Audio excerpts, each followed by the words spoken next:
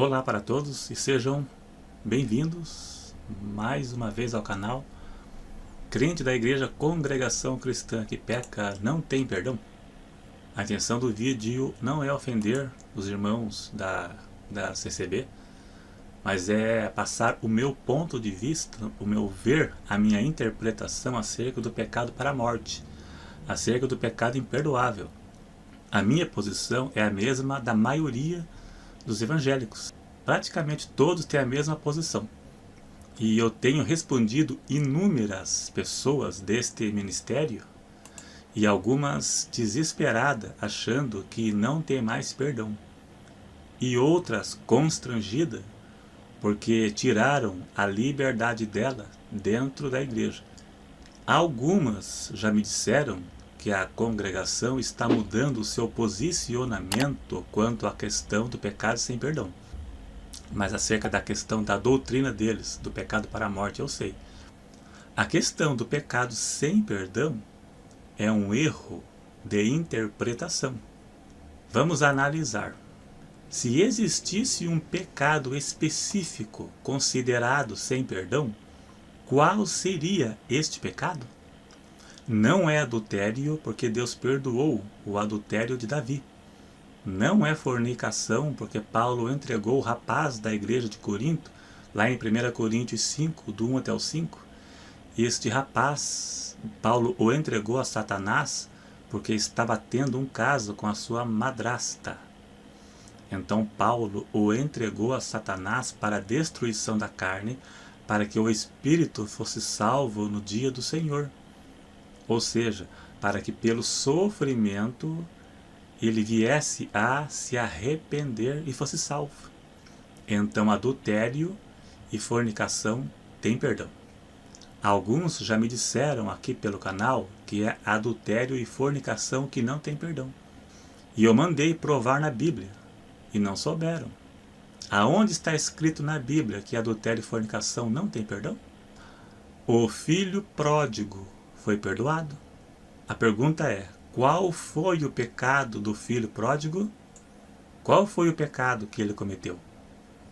Veja que o pai o recebeu de braços abertos, sem perguntar quais foram os pecados que ele cometeu enquanto estava no mundo, enquanto estava no pecado.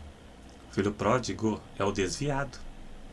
A Bíblia não cita quais foram os pecados que ele cometeu, e o pai, que era Deus, nem teve interesse em saber. O que foi levado em conta foi o arrependimento. Provérbios 28:13. O que arrepende e deixa, alcança misericórdia. 1 João, capítulo 2, verso 1 diz, não pequeis, mas se pecarmos, temos um advogado. Em Lucas 15, cita 3 parábolas que falam dos desviados. A parábola do filho pródigo, das dracmas perdidas e das 100 ovelhas. Apocalipse 2, verso 5 diz, lembra-te, pois, de onde caíste, arrepende-te e pratica as primeiras obras. Aqui fala de alguém que um dia viveu o Evangelho. Para cair, primeiro deve estar em pé. Estar em pé é estar vivendo o Evangelho. Não está escrito, quem está em pé, olhe, não caia? Então, para cair, primeiro deve estar em pé. E vou ler Tiago 5,19, porque eu não sei de cor. Irmãos, se algum dentre vós se tem desviado da verdade, desviado, e alguém o converter, saiba que aquele que fizer converter do erro do seu caminho um pecador, salvará da morte uma alma e cobrirá uma multidão de pecados. Aqui Tiago falou da importância de irmos atrás dos desviados. A Bíblia dá margem de sobra para o perdão de um crente que pecou e para um crente que se desviou. Não existe nenhum pecado específico considerado sem perdão. Deus liberta a pessoa do poder do pecado, mas não da presença do pecado. Mesmo o crente convertido, ele tem a natureza pecaminosa herdada de Adão. Salmo 51, verso 5, Davi disse, eis que em iniquidade fui formado, e em pecado me concebeu a minha mãe. Davi reconhece que nasceu com a natureza do pecado, que se desenvolve conforme cresce e alcança maturidade. Romanos 7,18, Paulo disse: porque eu bem sei que em mim, isto é, na minha carne, não habita bem algum. Carne aqui está associado à natureza humana. Gálatas 5,24, os que são de Cristo crucificaram a carne com suas paixões. Esse crucificar não significa que a pessoa esteja imune ao pecado. Ela crucificou, mas será tentada, e estará sujeita às tentações devido à sua natureza pecaminosa. Por isso João disse: se pecarmos, temos um advogado. Ele abriu essa exceção por causa da possibilidade, principalmente pecados da carne, que devemos fugir. 1 Tessalonicenses 5,22, fugir da aparência do mal. 1 Coríntios 6,18, Paulo disse, fugir da prostituição, outros pecados sexuais. 1 Coríntios 7,2, Paulo disse que por causa dos pecados da carne, cada um tenha seu próprio marido e cada um tenha sua própria mulher. Por isso Deus perdoou o adultério de Davi. A Bíblia cita vários homens que pecaram. Pedro traiu Jesus.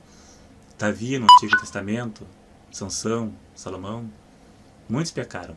Alguns se arrependeram, outros não.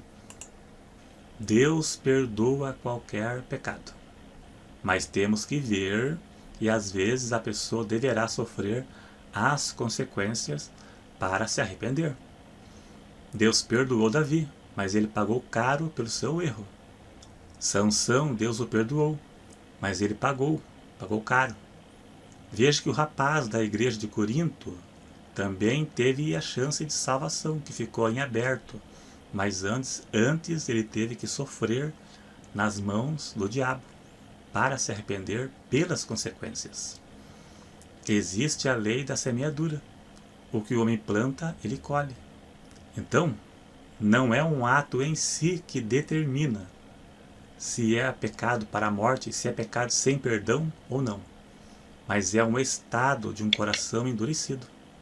Hebreus capítulo 6, que é uma passagem tão complicada, trata da consequência da apostasia de uma pessoa. Lá cita o exemplo de uma pessoa que se apostatou. Não é qualquer pessoa que cai numa situação dessa, porque a maioria das conversões de hoje não é genuína. É simplesmente conversão a um sistema religioso. Eu me refiro a qualquer igreja, não estou falando da cristã e nem da Assembleia, da Deus e Amor, não. É de modo geral. O texto faz menção a uma pessoa que foi regenerada e transformada. Uma pessoa que foi iluminada pelo Espírito Santo, provou e viu o poder de Deus, recebeu o Espírito Santo e se apostatou. Ou seja, voltou atrás. Se apostatar não é a mesma coisa que se desviar. Existe o desviado, que reconhece que peca. O apóstata não reconhece mais que está em pecado. Aquilo que ele achava que era pecado, hoje ele diz que não é. E dentro das igrejas existem muitos apóstatas. Não é simplesmente uma pessoa que saiu de vez da igreja. Também é uma rejeição contínua das obras do Espírito Santo. Alguém que provou o Espírito Santo e viu o poder de Deus, e agora rejeita de forma contínua e deliberada. Chegará a um ponto que o Espírito Santo não contenderá mais em levar essa pessoa ao arrependimento. Ele se afastará dessa pessoa e levará ao apagamento do Espírito Santo de dentro dela. Afastar o Espírito Santo de si é afastar aquele que convence do pecado e ajuda a vencer o mundo. A pessoa só obedece à palavra se estiver cheia do Espírito Santo. Sem o Espírito Santo, ela não compreende e não obedece à palavra. 1 Coríntios 2, 14 e 15 diz que o homem natural não compreende as coisas de Deus, e o que é espiritual discerne tudo. Essa pessoa morrerá espiritualmente. Ela cometerá o pecado para a morte. 1 João 5,16 diz: se vir seu irmão cometer pecado que não é para a morte, orará e Deus dará vida àqueles que não pecarem para a morte.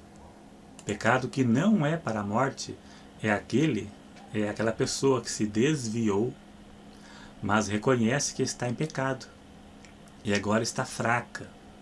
É aquela pessoa que pecou por deslize, muitas vezes da carne, e agora está fraca espiritualmente e deseja ter comunhão com Deus, mas não tem forças. Essa situação Deus manda orar na certeza que a pessoa será ouvida. Deus vai restaurar essa pessoa e ela voltará novamente à igreja e terá sua fé e suas forças espirituais restauradas. Pecado para a morte se refere espiritual, não é a morte física. A pessoa se apostatou, não reconhece que está em pecado, nega voltar.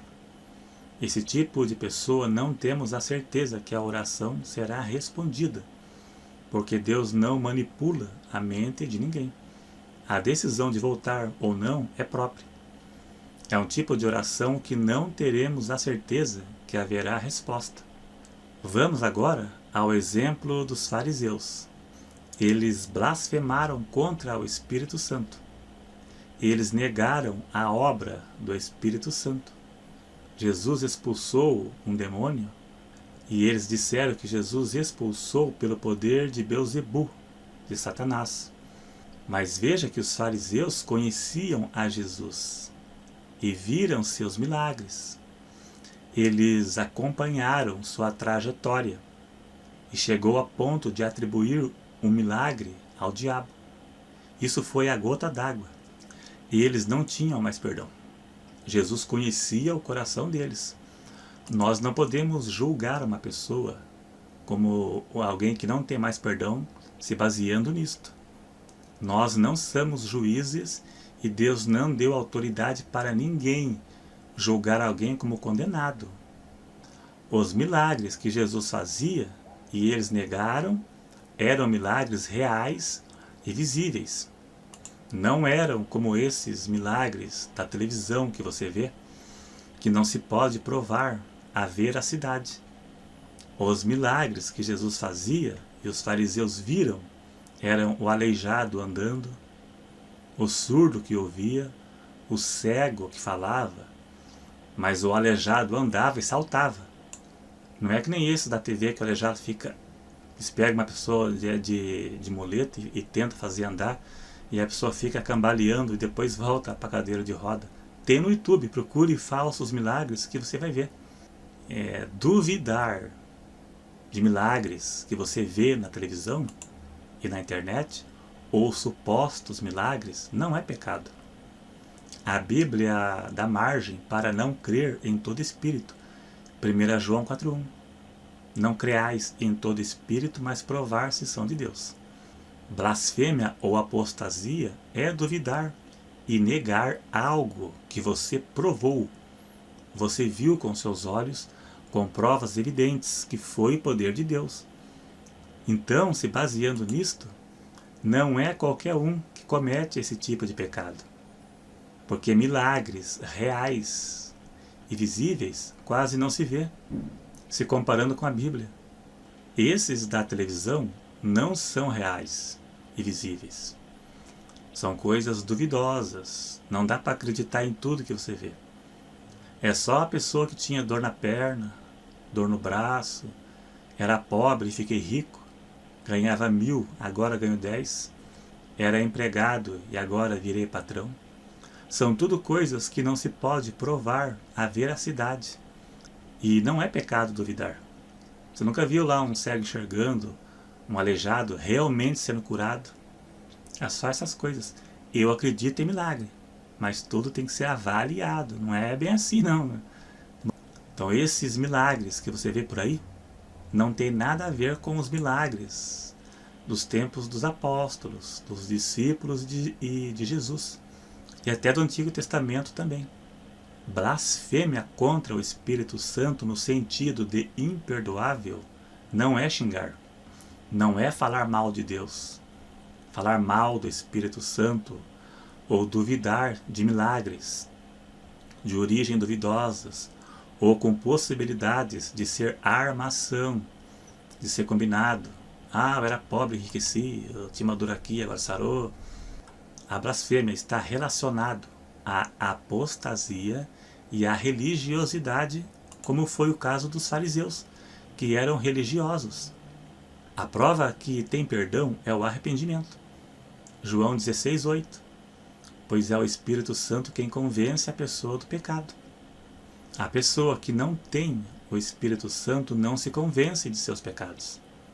A pessoa só se convence do pecado mediante a uma ação direta do Espírito Santo na vida dela. Caso contrário, ela nunca vai entender a vontade de Deus e nunca vai se convencer que está em pecado.